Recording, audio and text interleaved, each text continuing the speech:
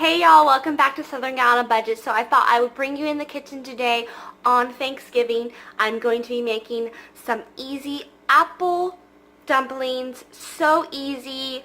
You need just a few ingredients to make these and they turn out awesome. They will be one of your party get-together favorites and they will be gone off that plate or platter within an instant. I promise you. They're so simple.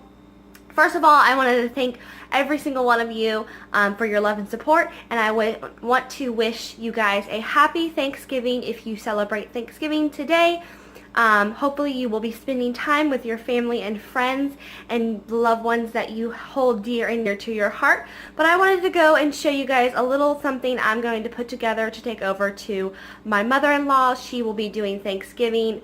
We're going over there this afternoon to eat some more turkey and some more wonderful goodies. But let's go ahead and just get right into me showing you how to make these easy apple dumplings.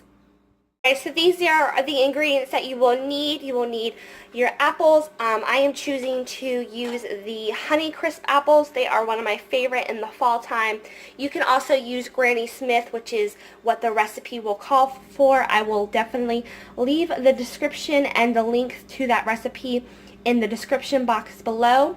You will need some light brown sugar or dark, whichever you have. It doesn't really depend. You will need some butter, some ground cinnamon, some crescent rolls, and you will need a Sierra Mist or Sprite or Mountain Dew can of soda for your mixture. So let's go ahead and make these apple dumplings. I have my cutting board out and I'm going to go ahead and peel my apples real quick. You can leave them peel, or you can peel them, or you can leave the peel on. It all is up to you, honestly, however you prefer to eat your apples. So I simply have a peeler here and I'm going to peel these apples up, and you just want to peel them and then we will slice them, and then I will show you the assembly for these apple dumplings.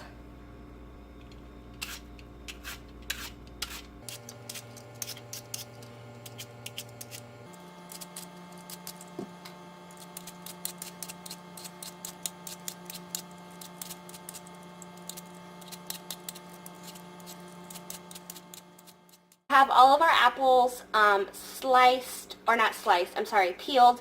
And now we're going to go ahead and we're going to take our apple core. These are one of the mini apple cores that I have on hand. And we're going to go ahead and core them and slice them all at the same time. This tool is definitely a great tool to have in your kitchen. It simply cores it and separates it. I'm going to go ahead and put this bowl here, because you can simply just lift it up and then pop the slices into your bowl and then take your core out. And then you just want to repeat the process for all the apples. These apples smell so delicious. They're so juicy. If you can kind of tell, they're kind of just, the juices are overflowing in the, and then we're going to do our last one. So easy. This is one of probably the only really almost time consuming thing, is peeling and slicing and coring your apples. Alright. Alright guys, so we're going to go ahead and we're going to work on our mixture for on top of our apple dumplings. And this is very, very simple and easy process here. I will definitely leave the recipe below, but this is where I kind of make it my own. Of course, you can never have too much sugar and brown sugar and buttery goodness in your life. And for the holidays, you definitely deserve to splurge and treat yourself. So I will definitely leave the recipe below. You can definitely not make a mess. The recipe calls, I believe, for 1 cup of brown sugar, but I am making some more extra goodness topping because I will be making a lot of these turnovers for my husband's side of the family. He has 3 brothers, and one of his brother has 3 little girls, and then of course his mom, his dad, and his other brother has a girlfriend, and so he has a larger side of the family, so I'm definitely going to have to make plenty of that for them. So we're going to go ahead and put our 2 cups of brown sugar. It does call for ½ cup of butter, so I'm going to be adding a little bit more butter into this recipe as well, just because it does need that extra goodness. And I'm going to go ahead and just kind of chop this butter up mincely. Doesn't matter because you're going to crumble it all together. So I'm going to use the 1/2 and 1/2 of butter, 1 cup of butter, excuse me. 1 cup of butter is a whole stick of butter. So I'm going to be using a little bit more. I'm going to be using about a cup of butter. So I'm going to do ½ a cup or ½ a stick of this. So then I will just cut the rest of this up, and we will put all this butter in here.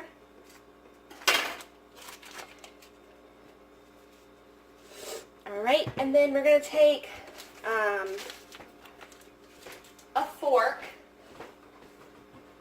Oh, hold on, guys.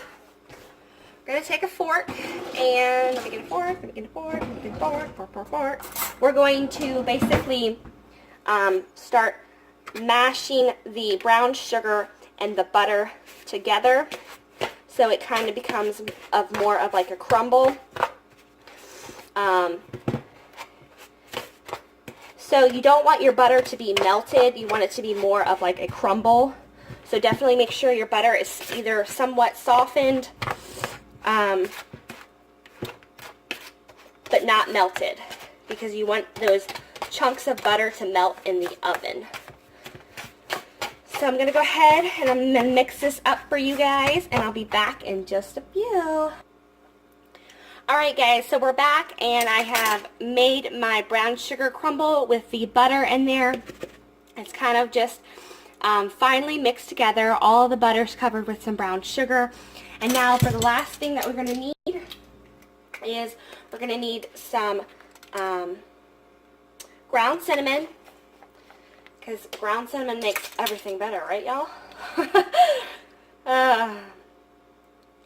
I hope everyone is having a great day. If you are definitely celebrating Thanksgiving, I hope that you are enjoying your day. And I'm going to add maybe about another half, because I am making a larger batch of this, so I definitely want the cinnamon to be incorporated in there. So we will sprinkle a little bit of the brown, yeah, it's brown, Courtney, right? of the ground cinnamon on top after we have assembled all of our turnovers together, just to give it that extra little finishing touch. So you just want to mix them all together, get that cinnamon incorporated now with the brown sugar.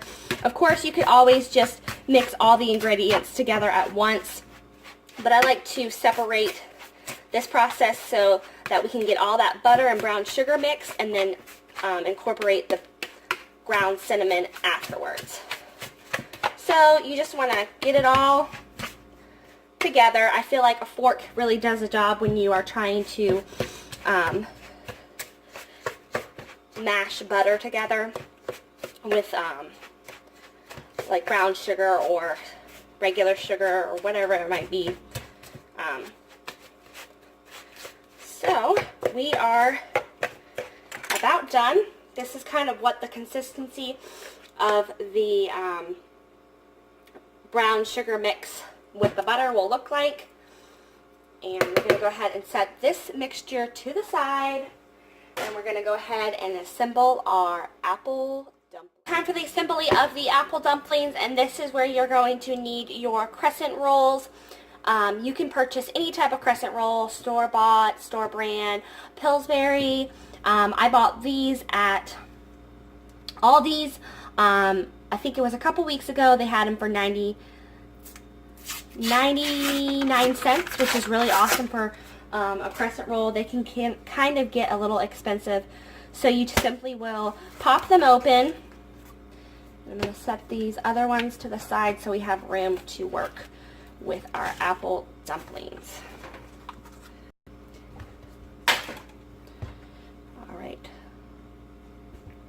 Alright guys, so I didn't mention that I bought some aluminum pans just because I'm going to be traveling with these, and these are just easier to dispose after they are gone. You need probably a 13 by 9 baking dish. You need a 13 by 9 baking dish, whichever you have at your house is perfectly fine, or if you just want to go to the Dollar Tree and get these aluminum pans here. They came in a 2-pack, so 2 for $1 is a really awesome deal, especially during the holiday season. You guys don't want to do much cleaning up. I know I don't, so alright, so we're going to unravel our crescent rolls here. You can see that. And then you can take a knife if you need to kind of make sure that they're evenly proportioned. Now you're going to take your apple slice and you're going to start from the bottom. Let me see if I can move you guys just a little bit more so you guys can see my process of doing this. You're going to start here from the fattest part of the crescent roll where your apple's at. And then you're simply just going to roll that apple up just like you're making almost a crescent roll, but you have an apple filled inside of it. So I'll do it one more time. You're going to take the fat part of the crescent roll, and then you're going to put your apple on the top, and then you simply will just roll that bad boy up in there like it's its own little blanket. You can tuck in the sides if you want to make it more of a little cocoon for it, I guess, just so that it's all covered in apple. And then you want to place this in your aluminum pan. I have greased the bottom of it with some butter just so that it won't really stick to the bottom of the pan, but you will see in a few minutes why we don't need anything on the sides. So I'm going to go ahead and roll these bad boys up, and I'll come back and we'll get that topping on, and I'll show you the finished product. Have our apple dumplings assembled. They're ready to go in the pan, and I had a few extra apples left over, so I will be eating those so they don't go bad. But then we're going to take our brown sugar mixture, and this is where you can spoon it on, or you can use your hands. I'm one to use my hands. I just cleaned them off. They're all nice and clean. So I'm going to take some mixture, and I'm just simply going to drop some all over the top of these, just like so. We're going to go ahead and get these ones. And this is where you can simply, you want to place like a dollop of the mixture on top of it, so each little dumpling gets that warm brown sugar cinnamon batter all over it, because when it bakes in the oven it will just melt right off onto the crescent roll, and it will be so yummy and good. You will just want to keep eating them. So we're going to go ahead. I'm just going to take some more here. It's going to take like a dollop of each little mixture here, and set that on top. It's okay if some of it gets on the side of the crescent roll, because it will all melt together, fuse together in this mixture of goodness. I just want to eat this mixture in itself, y'all. It's so good. So you want to make sure there's a good portion of the mixture on top of each one of these dumplings. I found this recipe and I made it, of course, I made it according to how it was in the recipe. But then every time I make it, I always do something a little bit different. Because you can just make it your own. You know, baking is not all about sticking to the recipe on some things. Now, some things I will have to say you need to follow the recipe to a T or it will just come out horrible. Now, I'm just going to put a little bit of the goodness on between each one of these. Alright guys, so we have covered each one of our crescent rolls. There goes our oven. You preheat your oven to 350 degrees. This is what they look like with all the yummy brown sugar goodness on it. And then we're going to take our Sierra Mist, because if you're wondering what the heck this soda's for, you will find out right now. Now, in the recipe, I think it calls for 3/4 cup of Mountain Dew, but like I said, you can use Sprite, Sierra Mist, Mountain Dew, whatever you have that is like a clear liquid soda. Don't use like Coke or Dr. Pepper, but we are going to simply pour this in the bottom of the pan, of each one of these pans, and it's going to act like its own little liquid. So I will pour the Sierra Mist and make sure the whole bottom of the pan is covered with liquid. And what causes these to be so yummy good is the carbonation from this soda. So we're going to pop these in the oven in just a few. Alright guys, so the last thing before you place this in the oven is you want to put some aluminum foil around and on top of each one of your pans. You don't have to